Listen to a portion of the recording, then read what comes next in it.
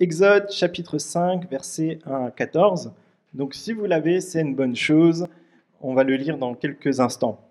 Je ne sais pas vous, moi je me suis dit cette semaine, ouf, bientôt les vacances. Quelqu'un a pensé à la même chose récemment? Ah. C'était une année bien fatigante, je pense, pour beaucoup d'entre nous. Et je me suis dit, j'ai besoin de déconnecter de mon quotidien, de la pression, faire un break. Et, mais ça m'a interrogé un peu. Déconnecter, c'est bien, mais pourquoi est-ce que j'ai besoin de déconnecter? Je me rends compte que, en entendant aussi le récit des vacances, parfois de l'un ou l'autre de mes amis, ben, finalement, toute l'année, ils disent subir des horaires, subir toutes sortes de contraintes, des pressions, par exemple, du management au niveau de leur travail, parfois des restrictions aussi au niveau des finances dans le quotidien. Puis finalement, ils me racontent leurs vacances et l'espace de 15 jours, j'ai l'impression que tout est permis avec les excès qui vont avec. Et ça interroge. Comment sont mes vacances? Est-ce qu'elles sont les mêmes que les leurs?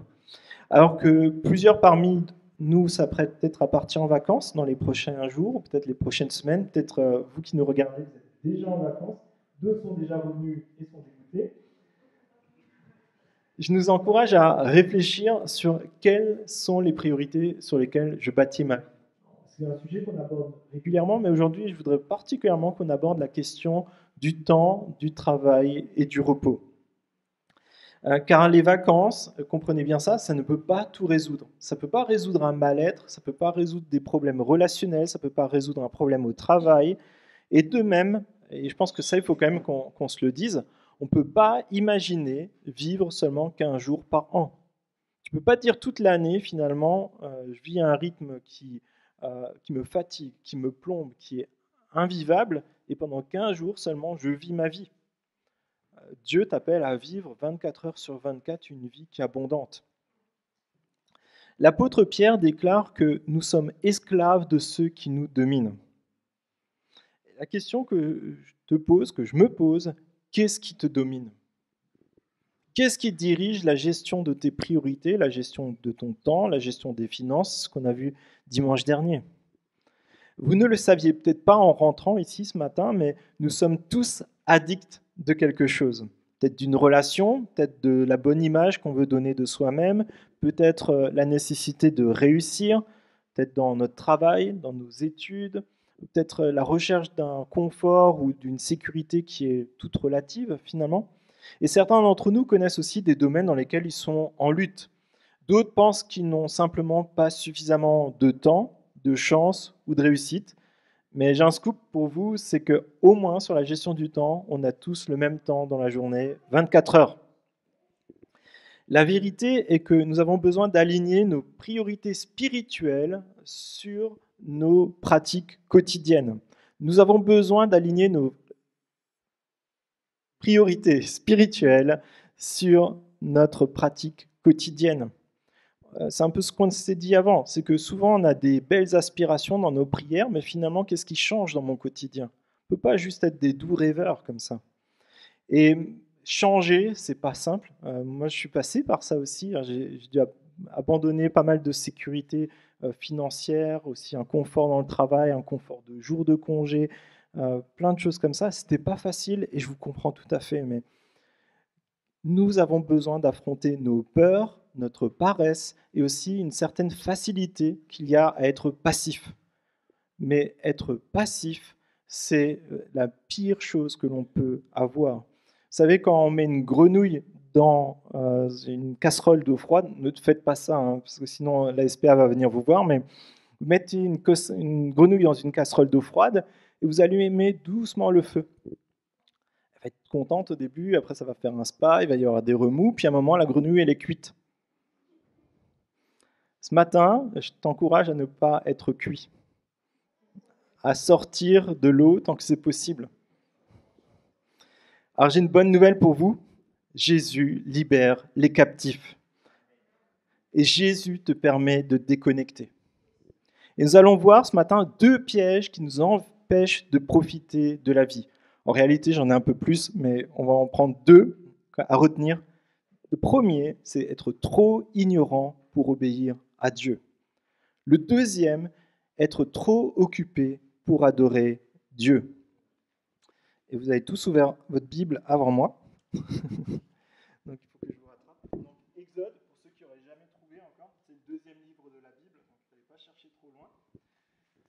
Donc Exode 5, et on va lire les 14 premiers chapitres. Oui, pardon.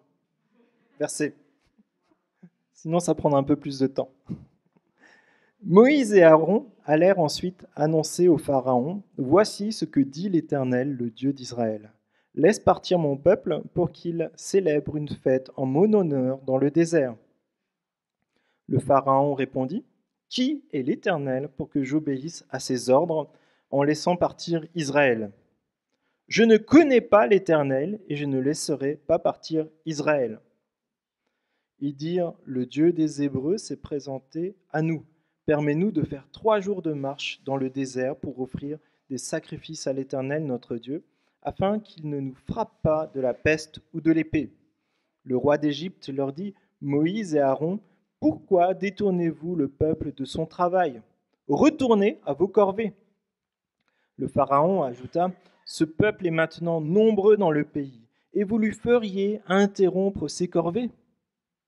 Le jour même, le Pharaon donna aux inspecteurs et aux commissaires du peuple l'ordre suivant. « Vous ne donnerez plus comme avant la paille au peuple pour faire des briques.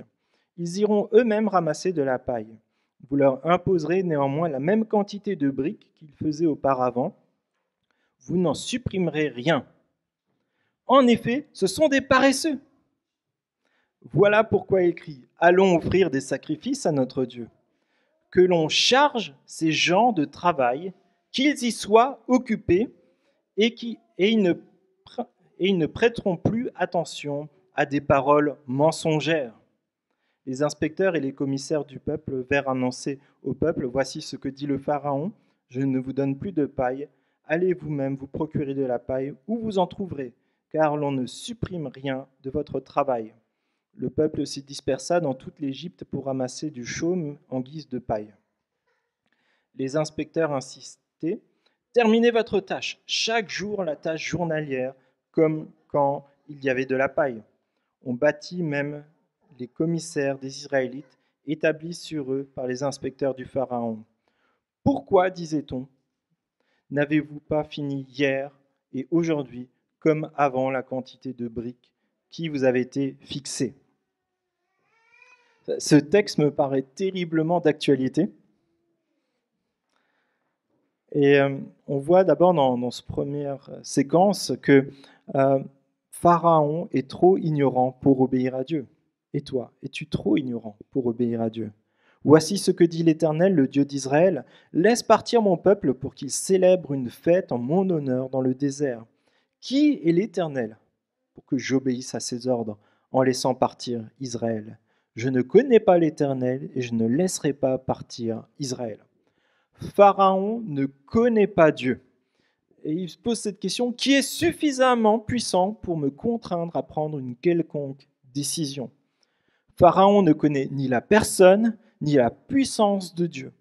Son cœur va progressivement s'endurcir, je pense que beaucoup connaissent l'histoire, et au fil des plaies qui vont s'abattre sur l'Égypte, le Pharaon se sent finalement de plus en plus fort alors qu'il perd de plus en plus le contrôle. Il pense avoir une sécurité militaire, une sécurité financière.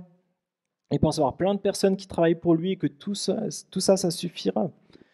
Et toute la puissance humaine s'envole comme de la paille devant la puissance du Dieu créateur de toutes choses. C'est ça qu'il faut retenir de ça. Tu peux avoir l'air fort, mais devant Dieu, tu ne fais pas le poids.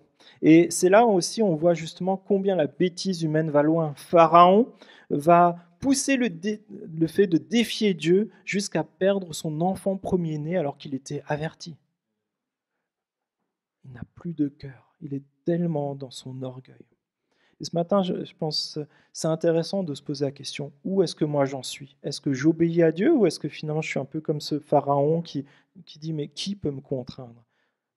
Pourquoi je lui obéirai ? Pharaon est païen, Pharaon ignore Dieu, mais est-ce que nous sommes vraiment différents de Pharaon ? Sommes-nous mieux que lui ? Nous dirons facilement, moi j'aurais fait différemment. C'est ce qu'on se dit la première fois qu'on lit ce texte. Et finalement, est-ce que sincèrement, est-ce que j'aurais fait différemment? Vous savez, déjà dans les décisions simples de notre vie, je trouve qu'on n'est pas très bon. Est-ce qu'on ferait vraiment mieux? Lorsque Dieu nous interpelle à faire des changements, est-ce qu'on les fait? Des petits changements, hein? Est-ce qu'on les fait? Ou est-ce qu'on attend que ça se passe? Un peu comme le Pharaon. Là, il n'est pas question de libérer tout un peuple et de perdre des milliards en quelques jours, hein. C'est un peu ce qui s'est passé pendant le confinement, hein. Là, c'est des questions simples de la vie quotidienne d'une personne. Est-ce qu'on est prêt à perdre quelques euros? Est-ce qu'on est prêt à perdre quelques minutes? Est-ce qu'on est prêt à changer notre cœur? Facile de penser qu'on est bon, parce que finalement, on fait rien de très terrible, on fait rien de très mal. On ne peut pas se comparer à un Hitler qui a fait un génocide. Mais toutefois, je me pose quand même la question, c'est quand que j'ai donné un sandwich à un sans domicile fixe pour la dernière fois? Si nous n'arrivons pas à faire un peu de bien avec nos faibles moyens, comment pouvons-nous imaginer faire beaucoup mieux avec de grands moyens? Ça reste proportionnel, ce qu'on a entendu dimanche dernier, c'est que Dieu donne peu, il regarde, et s'il te juge pertinent, aligné sur sa pensée, il t'en donnera plus. Mais si déjà dans les petites choses, on n'est pas là, Dieu ne te donnera pas de plus grandes choses. Je ne vais pas reparler du jeûne et prière, mais ces temps où on peut se mettre dans la présence de Dieu tous ensemble, surtout après un an, on ne pouvait pas se voir, c'était un temps important. C'est un temps où Dieu peut nous changer, un temps aussi où on peut mettre en commun ce qu'on a pu apprendre durant cette année. Si nous ne sommes pas là pour nous rassembler, pour faire peut-être ces 3 jours pour aller dans le désert, comment pouvons-nous imaginer faire beaucoup plus de trajets pour adorer Dieu? Prendre plus de temps? Si aujourd'hui, je ne vis qu'avec des si j'avais plus de temps, tout le monde a 24 heures, mais si j'avais plus d'argent, si j'avais plus de capacité, mais si j'étais pas aussi timide, avec des si, on pourrait refaire tout le monde, mais ça reste des vœux pieux, ça ne change rien du tout. Comprenez bien que Dieu habite en ceux qui ont choisi de vivre pour lui, et un grand pouvoir implique de grandes responsabilités. Ça vient de Spider-Man, je sais, mais c'est vrai. Dieu te donne le pouvoir d'être enfant de Dieu, de lui appartenir, d'être son ouvrier dans ce monde, d'être son ambassadeur dans ce monde, de montrer son amour à ce monde. Sommes-nous, je ne dirais pas à la hauteur, mais sommes-nous juste déjà en chemin? Sommes-nous engagés dans ce sens-là? Plus difficile, lorsque l'on est disciple de Jésus, ce n'est pas de savoir quoi faire, parce que finalement, vous venez à un culte, vous savez à peu près l'essentiel, c'est on n'y va pas avec nos propres forces, c'est la grâce de Dieu. Mais ce qui est important, c'est d'aimer Dieu, d'aimer son prochain. C'est le commandement que Jésus a donné, le plus grand. C'est quelque chose de simple, mais combien c'est difficile de mettre en place. Nous apprenons rapidement tout cela par quelques lectures de la Bible, par ce temps qu'on passe ensemble le dimanche avec un temps autour de la prédication, un temps aussi dans les groupes de maison, les groupes de vie comme Passerelle, groupes de jeunes, mais aussi toutes les situations de la vie quotidienne qui nous interpellent. Et le plus difficile est de mettre en pratique ce que nous devons savoir faire. Ce n'est pas de savoir plein de choses, de savoir citer toute la Bible par cœur, c'est de mettre en pratique ce que nous devons savoir faire. En Matthieu 22, verset 36, Jésus le dit justement, « Maître, quel est le plus grand commandement de la loi ?» Jésus répondit, « Tu aimeras le Seigneur ton Dieu de tout ton cœur, de toute ton âme et de toute ta pensée. C'est le premier, le plus grand commandement. Et voici le second qui lui est semblable, tu aimeras ton prochain comme toi-même. » Combien facilement nous trouvons des excuses pour ne pas aimer? Je pense qu'on est repris là-dessus maintenant depuis quelques semaines.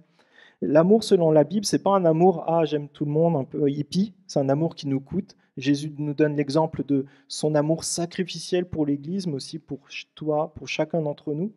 Et c'est un amour qui nous coûte que Jésus nous appelle à vivre. Si dans notre couple ou dans notre Église, nous n'avons pas un amour qui nous coûte, c'est un amour qui est superficiel, mes amis.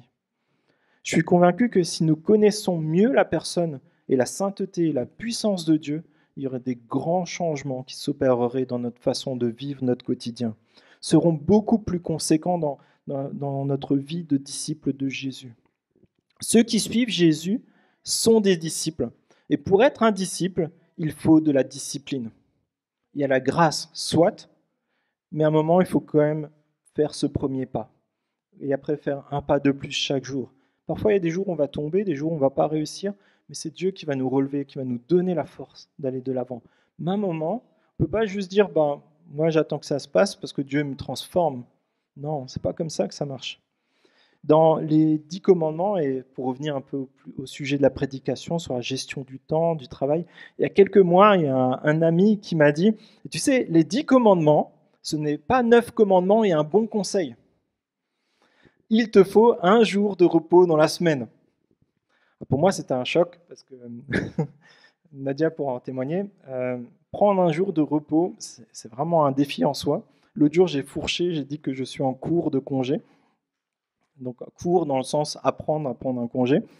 Mais je n'ai pas fait exprès de le dire pour vous dire dans l'état où j'étais. Mais c'est un vrai défi. Et je me rends compte que le plus difficile, c'est finalement d'accepter l'autorité de Dieu avec humilité. Et c'est autant plus ambigu, je pense, quand on est pasteur ou quand on est serviteur de Dieu. C'est Dieu le patron, et il te dit non, mais maintenant stop, tu prends un jour de congé. Ça fait bizarre, hein. Mais pourtant, c'est ce que Dieu nous demande à chacun et chacune. Et vous savez, je pense que peu importe ce qu'on fait, même si tu es femme au foyer, homme au foyer ou autre, sommes tous sous la dictature de la performance. On attend une performance de nous. On est tous sous la dictature du regard que les autres vont avoir sur nous. Qu'est-ce qu'ils vont penser de moi si, par exemple, je pars un peu plus tôt ou je pars juste à l'heure du travail? Certains, ils restent même au travail sans rien faire, mais juste pour donner l'impression qu'ils ont bien respecté le quota, mais un peu plus, quoi, pour montrer, ah oui, moi je suis submergé, comme ça, je suis bien impliqué dans l'entreprise. Qui ne l'a jamais fait? Et ça donne l'impression qu'on fait des efforts, mais en fait, c'est des efforts factices, tout ça. Ce n'est pas les vrais efforts que Dieu nous demande. Les efforts que Dieu nous demande, c'est de se soumettre à sa parole et aussi compter sur le fait que chaque jour va nous donner la force nécessaire pour arriver à faire ce qu'il faut. Et je vous parle de tout ça, mais je suis le premier à l'expérimenter aujourd'hui. Je me suis lancé dans un chantier un peu pharaonique. Ma belle-sœur, qui est architecte et dans le métier, m'a dit, bon, ça c'est ce qu'on prévoit en 6 mois d'habitude, toi tu veux le faire en 1 mois. Donc je comprends mieux pourquoi je suis fatigué. Mais dans Deutéronome 5, il nous est dit cela, verset 12, « Observe le jour du repos pour le sanctifier comme l'Éternel ton Dieu l'a ordonné. Tu travailleras 6 jours et tu feras tout ton ouvrage. Mais le 7e jour est le jour du repos de l'Éternel ton Dieu. Tu ne feras aucun ouvrage, ni toi, ni ton fils, ni ta fille, ni ton serviteur, ni ta servante, ni ton bœuf, ni ton âne, ni aucune de tes bêtes, ni l'étranger qui est dans tes portes, afin que ton serviteur et ta servante se reposent comme toi. Tu te souviendras que tu as été esclave dans le pays d'Égypte et que l'Éternel ton Dieu t'en a fait sortir à main forte et à bras étendus. C'est pourquoi l'Éternel ton Dieu t'a ordonné d'observer le jour du repos. » Si Dieu donne même du repos aux animaux, je crois que le repos est pour toi aussi. La demande du repos, du Shabbat, un jour de repos, est directement liée, vous l'avez vu, à la libération du pays d'Égypte, à la libération de l'esclavage, à la manifestation de la puissance de Dieu. Et vous savez, aujourd'hui, les Juifs, encore aujourd'hui, malgré que ça fait plusieurs millénaires qu'ils sont partis d'Égypte, ils préparent encore minutieusement le Shabbat.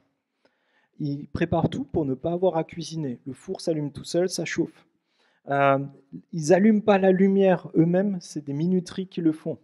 Il y a des ascenseurs sabbatiques qui font que ça tourne automatiquement d'étage en étage pendant tout le week-end. Même le papier toilette, ils le coupent à l'avance. Pour nous, on rigole parfois. Mais je me dis, est-ce que nous, on n'est pas trop léger quand même dans notre consécration à Dieu? Je ne parle pas de légalisme, je ne parle pas de rituel ni rien, hein, Je parle de consécration. Où est mon cœur? Comment t'organises-tu pour adorer Dieu? Aujourd'hui, je pense sur cette année, on a vraiment vu que c'est une organisation d'adorer Dieu. Il faut s'inscrire, il faut emmener son masque, il ne faut pas l'oublier. Bon, heureusement, on en a de secours. Mais il y a les transports. Certains disent à chaque fois, oui, mais je ne peux pas, j'ai transport. Mais tout le monde a transport. Demande à un copain, il t'emmènera. C'est trop facile de se trouver plein d'excuses. J'ai des travaux, j'ai des devoirs, j'ai des examens. Mais mon ami, c'est le lot de tout le monde, c'est le lot de notre quotidien. Si on ne prend pas position sur des choses simples de notre vie, on n'y arrivera jamais. Quand ça sera plus compliqué de prendre quand ça sera plus difficile de prendre position.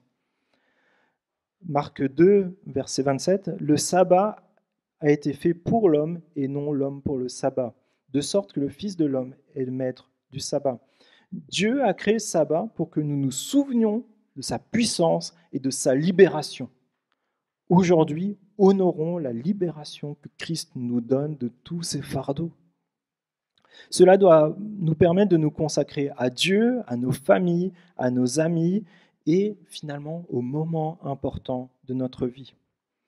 Et c'est là où je veux vraiment nous interpeller. Si votre activité professionnelle inclut de travailler le dimanche, il n'y a rien de mal à travailler le dimanche. Mais prenez un jour dans la semaine pour vous consacrer à Dieu. Si vous n'arrivez pas à rejoindre par exemple un groupe de maison ou d'autres choses comme ça, des temps où on se retrouve aussi tous ensemble, là, il faut commencer à sérieusement s'en occuper. Ce n'est pas forcément de changer de travail dans l'immédiat, mais c'est peut-être simplement d'aller voir les responsables de l'Église et dire, voilà, moi j'aimerais bien qu'on puisse se réunir en semaine et on essaie de se voir à 3-4. C'est tout à fait faisable. Mais à un moment, il faut se bouger. Il faut voir qu'il y a un problème et chercher des solutions ensemble. De même, si tu travailles, on a besoin d'être en communion les uns avec les autres, on a besoin d'être en communion avec Dieu. Mais tu ne peux pas juste dire, moi je suis en communion avec Dieu, je prie tous les jours, je lis 1 heure la Bible tous les jours. Non, c'est une question de communion avec Dieu, communion avec les autres, communion avec notre famille. C'est un choix, ça ne se fera pas tout seul. Il est urgent, peut-être pour certains d'entre nous, de personnellement se positionner ce matin. De même, il n'y a aucun problème à devoir exceptionnellement prendre un peu de temps pour bricoler quelque chose sur un dimanche, par exemple. Vous avez une grosse contrainte, vous le faites un dimanche, il n'y a pas de souci. Le vrai souci, c'est quand dimanche après dimanche, ou le jour que tu as choisi comme ton jour de consécration, tu te retrouves à faire des travaux du midi au soir, ou du matin au soir, ou du soir au soir. À un moment, c'est juste une question de priorité. Et je vais encore aborder un autre sujet, donc vous ne sentez pas personnellement visé, loin de là, ce n'est pas l'idée, mais c'est quelque chose que j'observe dans plusieurs églises en Île-de-France, et aussi en discutant avec d'autres pasteurs. Certains, je vais présenter ça autrement. Bien sûr, il est bon de prendre des vacances, et si vous avez l'opportunité de partir en vacances et peut-être prendre l'air ailleurs, allez-y, ça fait toujours du bien de dépayser, ça permet de prendre de nouveaux repères, de prendre un souffle nouveau, d'être un peu moins dans les habitudes du quotidien. Il n'y a aucun souci aussi, et je vous encourage à le faire de manière régulière, à visiter des amis, aller à l'église aussi avec eux dans leur église. Se faire un week-end en famille qui est ressourçant, allez-y, n'hésitez pas, c'est chouette, c'est important. Par contre, il y a quelque chose qui est un peu troublant en Île-de-France, et je l'ai moins vu dans d'autres régions, en tout cas moins entendu, c'est certains restent à la maison, ils se mettent dans leur canapé durant 2 mois et ils ne participent à aucune vie d'église alors qu'ils habitent à quelques kilomètres ou parfois quelques centaines de mètres de l'église ou d'une église. Ce qui est important dans le repos, c'est de se déconnecter de nos contraintes pour se connecter à Dieu, à l'Église, à notre famille. Mais ce n'est pas pour entrer dans notre petit coquillage. Je veux blesser personne, mais c'est important. Ça montre une attitude de cœur que Dieu veut peut-être travailler ce matin. Le sabbat, le repos, est spécifiquement voulu par Dieu et ça concerne tout d'abord notre relation à Dieu, notre consécration à Dieu, notre consécration à notre famille, notre consécration à nos proches, notre consécration à notre Église et surtout pas se mettre dans sa petite bulle. Parfois, ça dépend des caractères, on a besoin de se mettre un peu de côté, il n'y a pas de souci. Mais n'utilisons pas le repos pour nous couper de tous. En tout cas, pas tout le temps. Et on va faire une expérience. Alors, avec le micro, ça va pas être simple. Ah, c'est gentil, merci. Merci à la personne qui a ramené ça à l'église. Je vais essayer de le rendre entier. Sinon, j'ai de la bonne colle à la maison.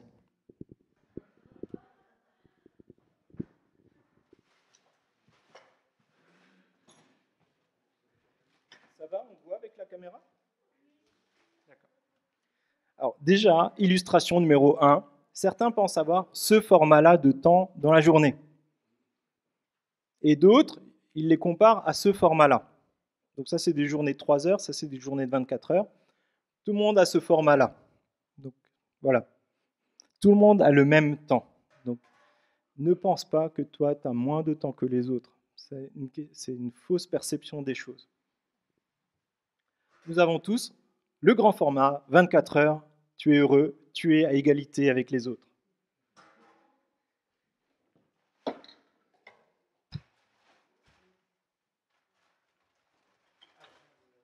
On va commencer d'abord. Certains d'entre nous, c'est de la maison, hein, c'est une façon de m'en débarrasser au fur et à mesure. Donc c'est un gravat. On commence avec parfois des fardeaux, parce qu'on commence notre vie de chrétienne un peu au fur et à mesure. Après, on commencera comme un jeune qui est instruit dans la parole de Dieu devrait le construire, et comment nous pourrons peut-être essayer de le rétablir. Alors, on commence avec des contraintes.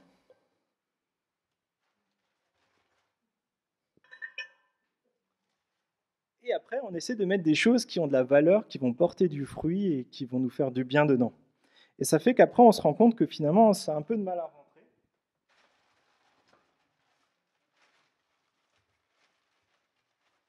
Alors, le premier, c'était peut-être mon temps avec Dieu. Ça, c'était peut-être mon temps de lecture, mon temps de prière, mon temps de communion avec les frères, mon temps avec la famille. Et finalement, on est déjà au bout du bout.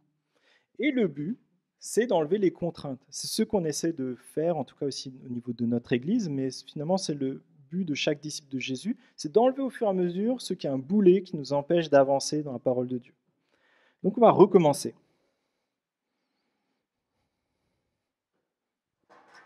On va enlever les gravats, comme ça je pourrais les jeter ici, ça me fera ça de moins à la maison. Et là, le principe, ça va être d'abord de mettre les choses importantes.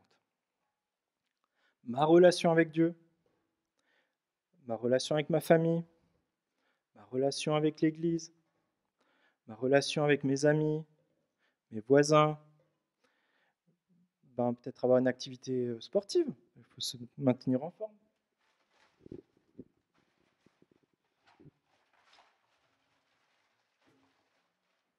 Il faut avoir un travail pour vivre, Jésus lui-même le dit. Donc, voilà. Donc ça fait qu'au fur et à mesure, on a mis les choses importantes. Il y en a peut-être encore d'autres qui peuvent s'y trouver. Et après, on se rend compte qu'il y a quand même pas mal de petits trucs à faire tous les jours. Il faut payer des factures. Certains en ont plus que d'autres. Il faut aller entretenir la voiture. Il faut faire les devoirs avec les enfants. Qu'est-ce qu'il y a d'autre? Vous avez encore une idée? Les impôts.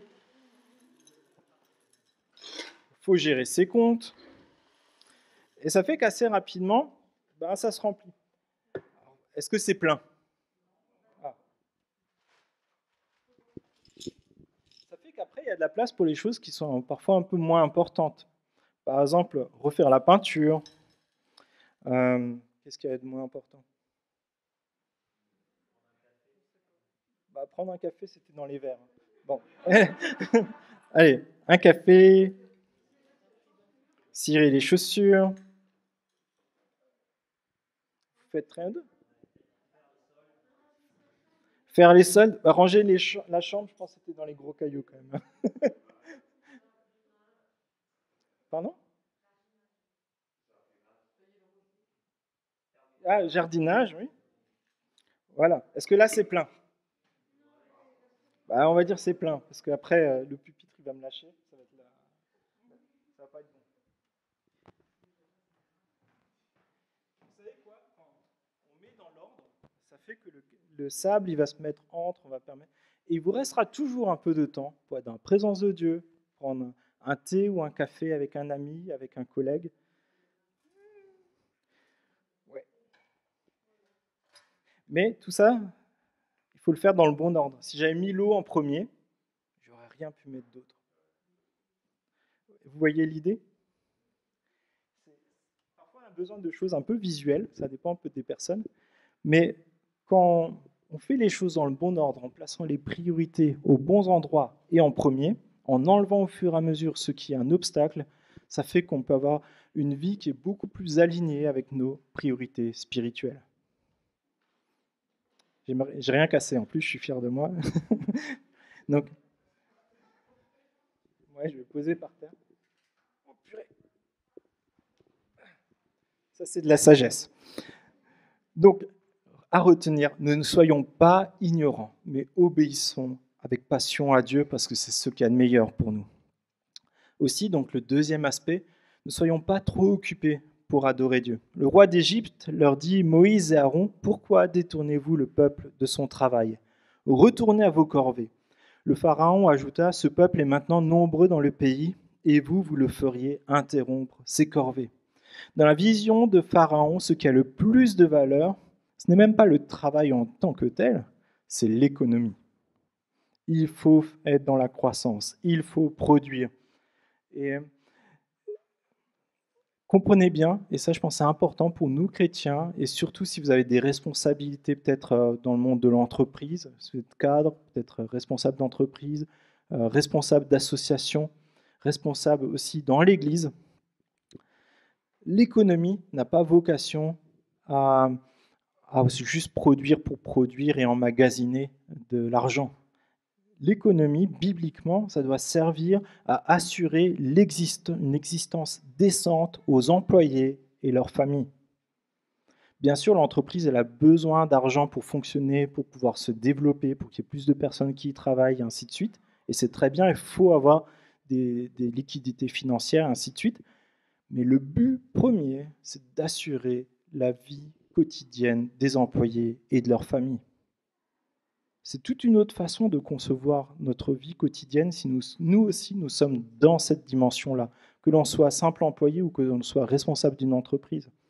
Si je vais au travail, c'est pour glorifier Dieu par mon travail et pour avoir de quoi vivre et on l'espère que vous puissiez prendre plaisir à votre travail. Mais c'est une injustice sociale proche de l'esclavagisme que de mettre des personnes dans des situations de précarité pour gagner de l'argent sur leur dos. Aussi, et ne le prenez pas mal, mais je pense que c'est vraiment une piste de réflexion.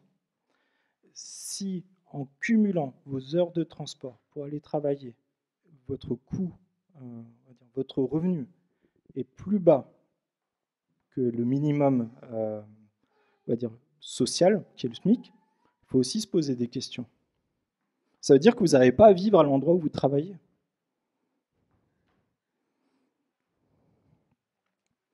Nous évoquons régulièrement la grâce de Dieu envers nous, et ça nous montre que nous pouvons nous attendre à lui et parfois prendre aussi des décisions qui sont importantes dans ces domaines-là.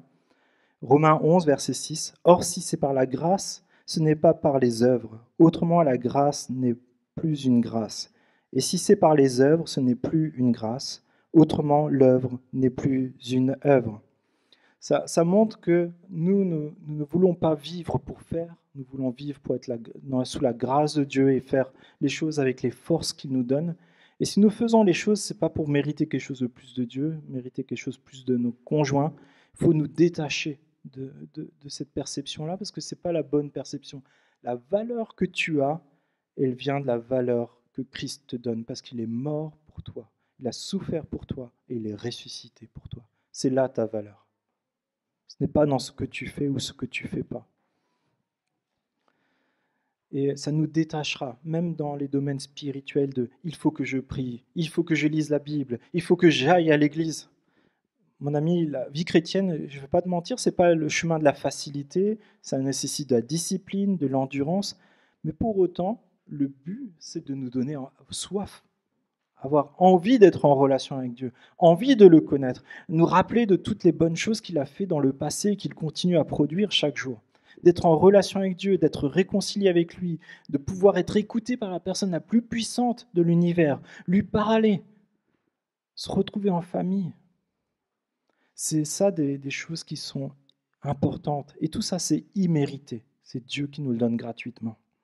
Ce n'est pas ce que tu fais qui te donne la valeur ou qui te définit, c'est l'évangile de Jésus-Christ qui nous amène aussi à être cohérents dans ce que nous sommes et ce que nous faisons.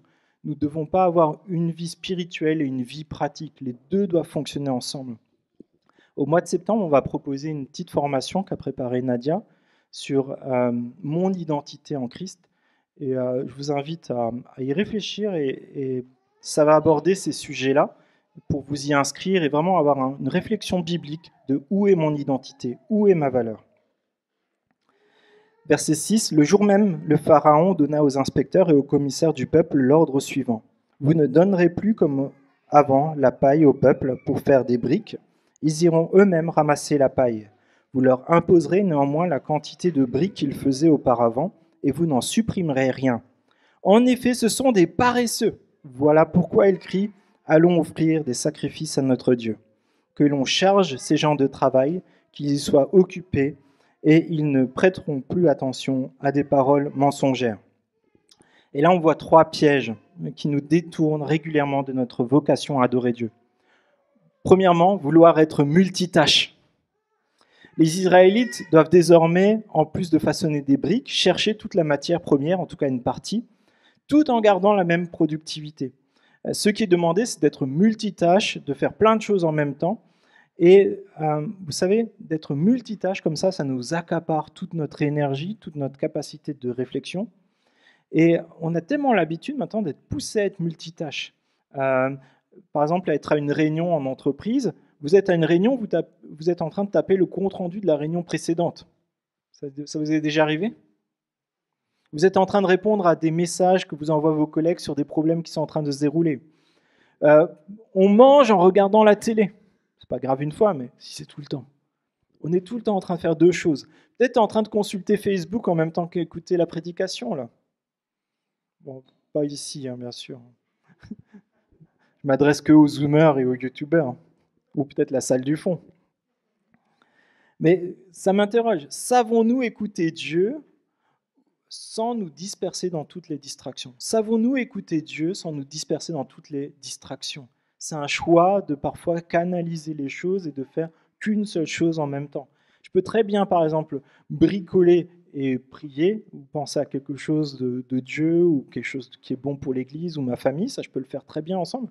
Mais si je commence à bricoler tout en préparant une réunion et ainsi de suite, j'ai plus cette capacité-là. Deuxièmement, l'esclavage du travail.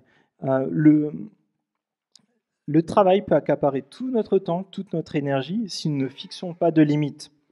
Et beaucoup de personnes m'ont fait la réflexion qu'avec le télétravail, c'est pire que le travail présentiel. Qui est d'accord avec ça? Bon, il y en a quelques-uns. Mais si on ne fixe pas de limites, ben, ça peut nous prendre tout le temps. Certains disent, en fait, maintenant je travaille 12 heures par jour, avant je travaillais 7 heures et j'arrive toujours pas. Et il y a une loi qui a été votée, donc la France c'est le premier pays au monde à avoir voté cette loi du 1er janvier 2017. L'article 55 oblige les entreprises à garantir à leurs salariés un droit à la déconnexion. Celles-ci doivent mettre en place des dispositifs de régulation de l'utilisation des outils numériques, définir des modalités de l'exercice du droit à la déconnexion et sensibiliser leurs collaborateurs à un usage raisonnable des outils digitaux. Un sondage a été fait suite à ça. En effet, 78% des cadres interrogés, donc 1000 personnes en 2017, déclarent consulter leur communication professionnelle, email, SMS, appel, durant les congés et les week-ends, avec un chiffre de 89% pour les professions libérales et 90% chez les responsables encadrant plus de 10 personnes.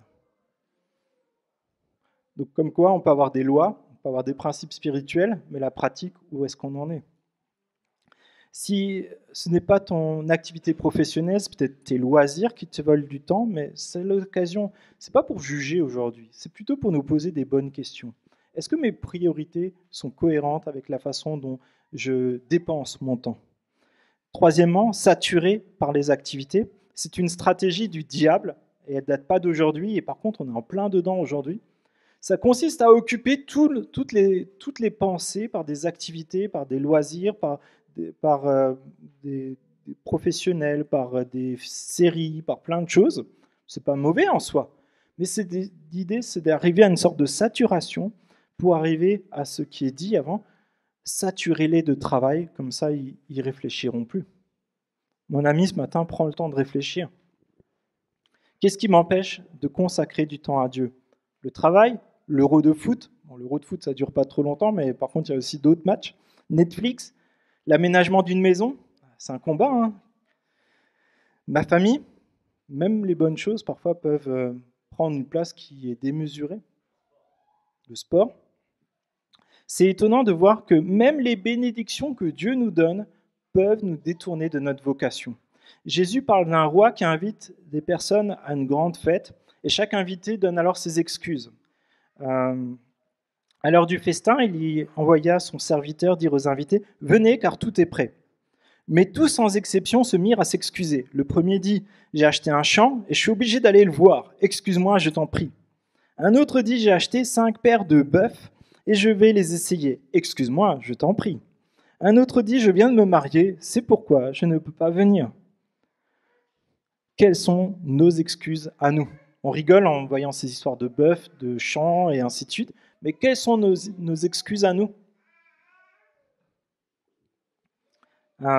Peut-être, j'ai du travail, j'ai des enfants, j'ai des études, j'ai des travaux, j'ai un match, il faut s'inscrire, j'ai pas de masque, je suis venu déjà la dernière fois, il faut que je me déplace, il fait trop chaud, trop froid, trop humide, trop sec, il n'y a pas de place de parking, j'ai piscine, aquaponie. Bon, pour Kids Cup, ça compte pas, vous pouvez y aller. Mais sommes-nous cohérents avec la violence du sacrifice de Jésus pour nous mettre en relation avec Dieu? Est-ce que nous sommes des violents pour le royaume? Est-ce que nous avons conscience du prix qu'a payé Dieu pour être en relation avec nous? Et la question qui s'est posée durant le temps de jeûne, on lisait dans Thessaloniciens, je ne sais plus quel verset, mais Paul qui prie pour l'Église et il dit « Je prie que vous soyez dignes de la vocation éternelle qui vous a été donnée. » Je prie pour que notre Église soit digne de la vocation éternelle qu'il nous a donnée, pour que chacun des disciples qui fréquentent notre Église soit digne de la vocation éternelle que nous a donnée Dieu. Ne soyons pas trop occupés pour adorer Dieu, car il mérite le meilleur. Et vous savez, ce qui est particulier, c'est juste quelques versets qu'on n'a pas lus avant, c'est Moïse et Aaron qui vont voir tout le peuple, et Dieu agit et il fait des miracles pour leur prouver que c'est vraiment des envoyés. Tout le monde dit « Amen, c'est chouette que vous alliez voir le Pharaon, Dieu va nous délivrer, ainsi de suite. » Mais ce qui va se passer, c'est juste après ce passage-là, Moïse et Aaron sortent de chez Pharaon, les nouvelles prérogatives du Pharaon se mettent en place, ils doivent travailler plus. Et il y a tout le monde qui leur tombe dessus. Et qui leur dit, mais pourquoi est-ce que vous êtes allés voir le Pharaon? Pourquoi est-ce que vous êtes venus pour nous délivrer? C'est encore pire maintenant. Et vous savez, ça c'est intéressant parce que finalement, parfois on se dit, c'est vraiment pas top, c'est vraiment à la limite, mais je préfère rester passif parce que ça pourrait être pire. C'est vraiment un raisonnement humain qu'on a chacun et chacune, mais parfois il faut se dire, mais je suis appelé à la liberté en Christ. Et ça nécessite de parfois rencontrer l'hostilité pour adorer Dieu. Ça nécessite de se positionner, de ne pas faire les mêmes choses que d'autres personnes qui ne connaissent pas Dieu.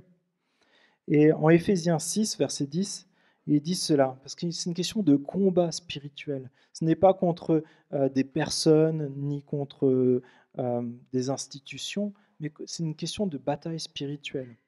Au reste, fortifiez-vous dans le Seigneur et par sa force, toute puissante. Revêtez-vous de toutes les armes de Dieu afin de pouvoir tenir ferme contre les ruses du diable. Car nous n'avons pas à lutter contre la chair et le sang, mais contre les dominations, contre les autorités, contre les princes de ce monde, de ténèbres, contre les esprits méchants et dans les lieux célestes. Connaissons une lutte qui n'est pas contre des personnes, mais contre un monde spirituel qui essaie de ralentir l'œuvre de Dieu dans nos vies, dans notre Église et dans notre pays et dans ce monde en général. Et c'est là où parfois on est trop mignon. Le diable, il y a des milliers d'années d'expérience pour nous détourner, pour nous déstabiliser, pour ôter la vocation éternelle des disciples de Jésus. Il est méthodique et il est rusé. Et sans discipline, sans réflexion, nous allons immanquablement être tombés dans ces pièges-là si nous ne nous laissons pas abreuver par le Saint-Esprit qui nous dirige.